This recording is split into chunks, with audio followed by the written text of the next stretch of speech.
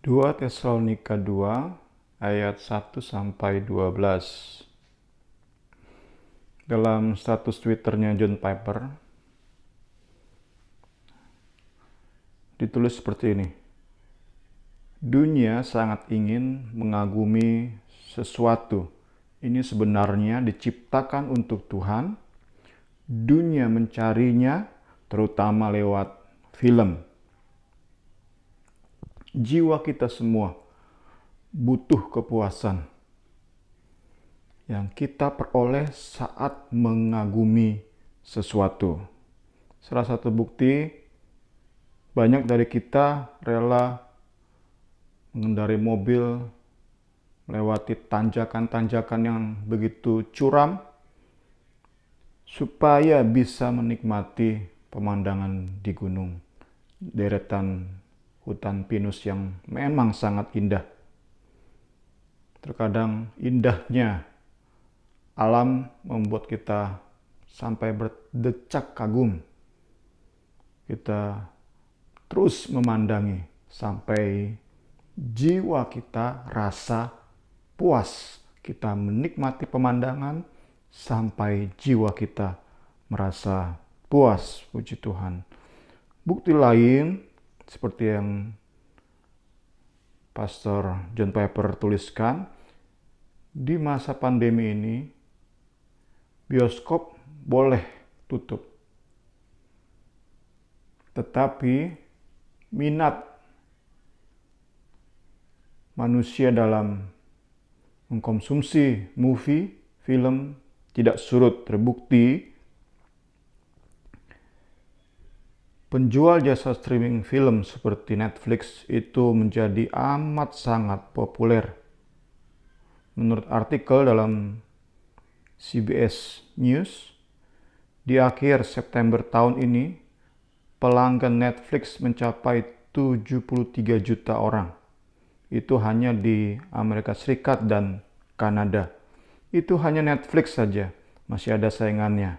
Amazon, Apple, Disney Hotstar kalau di tempat ini, di negara kita, dan lain-lain. Sekali lagi menunjukkan bahwa manusia punya rasa haus untuk dipuaskan yang bisa dipuaskan saat kita mengagumi sesuatu. Menjadi bukti bahwa manusia saat diciptakan itu didesain sedemikian rupa, manusia diciptakan dengan rasa haus untuk menikmati sesuatu sampai puas. Allah ciptakan rasa haus ini tentunya untuk dirinya sendiri. Ialah yang seharusnya dinikmati senikmat-nikmatnya oleh manusia. Tetapi dosa yang merusak desain yang sungguh sempurna ini.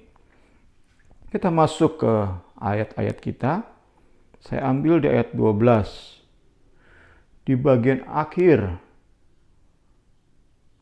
dari ayat 12 dituliskan bahwa ada manusia-manusia yang suka kejahatan.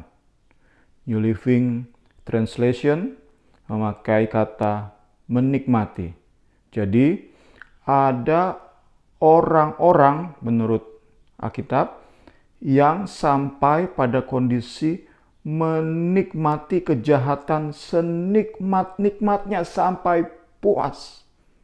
Inilah yang menurut saya kondisi ekstrim dari orang-orang yang dimurkai Allah. Puji Tuhan. Dan berdasarkan ayat 10, masih menurut New Living Translation, kita bisa pelajari bagaimana pekerjaan iblis, progres iblis dalam mengerjai manusia, dalam membodohi manusia sampai sedemikian sehingga seseorang bisa menjadi penikmat kejahatan.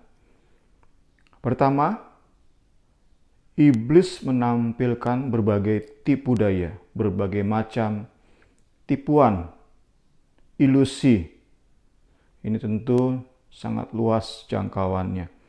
Tetapi di zaman audiovisual ini, saya lihat bahwa tipu daya iblis terutama masuk lewat mata, telinga kita.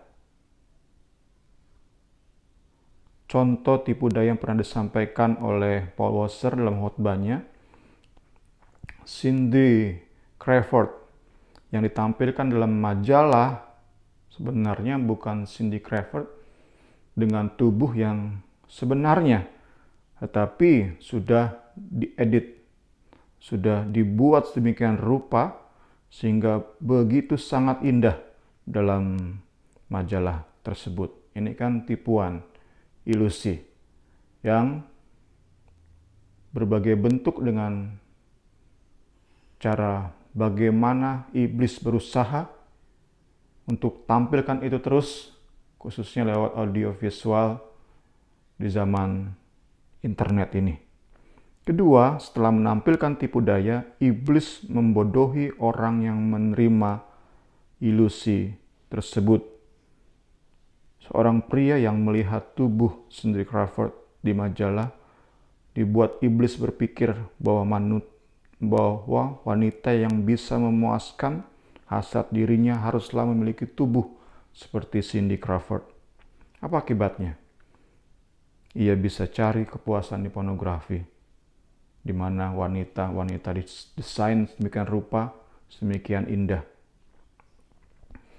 Kemudian istrinya bisa direndahkan, diremehkan.